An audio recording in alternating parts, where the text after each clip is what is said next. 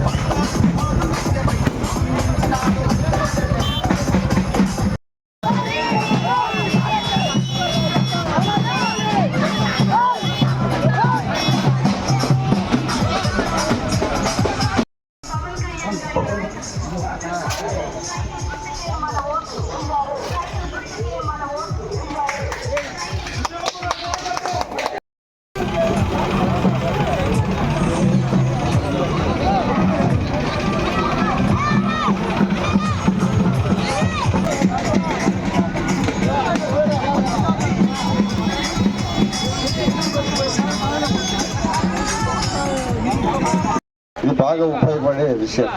దాని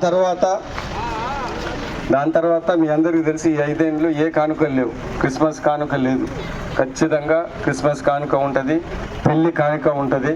దాని తర్వాత 27, 28 ఎస్సీకి ఇచ్చిన సంక్షేమ కార్యక్రమం రద్దు చేశారు. బెస్ట్ అవైలబుల్ స్కూల్ అంటే మీకు తెలుసో తెలియదు, అంటే మంచి పిల్లలు ఎస్సీలు ఒక మంచి స్కూళ్ళలో ప్రైవేట్ స్కూల్లో చదివించేవాళ్ళు. ఇప్పుడు అవన్నీ లేవు, అవి మళ్ళీ ఉంటాయి. నేను మీ అందరికీ తెలియజేసేది ఏంటిదంటే, అంబేద్కర్ గారు చెప్పింది, జగజీవన్ గారు పాటించింది ఏంటిదంటే చదువు అనేది చాలా ముఖ్యం. మొన్న అమ్మ ఒడి అని ఇంట్లో 3-4 పిల్లలు ఉంటే ఒకటే చదవమంటున్నారు 15 విద్యార్థులు. మిగతా ఇద్దరు ఏం చేయాలి, గాడిదలు కాయాలి, నాకు ఏం చేయాలి చెప్పండి. అందరూ చదువుకోవాలి కదా, మన పైకి వచ్చేదే చదువుకునేది. అందుకని తెలుగుదేశం ప్రభుత్వం ఏం చేయదలుచుకున్నదంటే, ఒకళ్ళు ఉంటే 15,000, ఇద్దరు ఉంటే 30,000, ముగ్గురు ఉంటే 40,000, ఎంతమంది ఉంటే అంత 15,000. ఎందుకంటే చదువు